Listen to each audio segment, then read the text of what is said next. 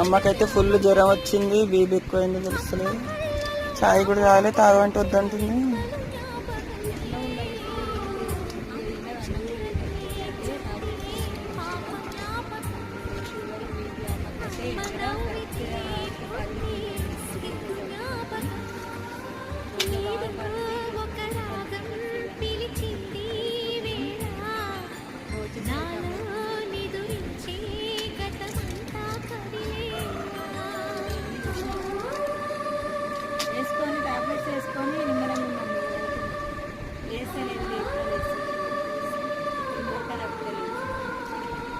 బాబమ్మ కాడ ఉంటే సరేనా?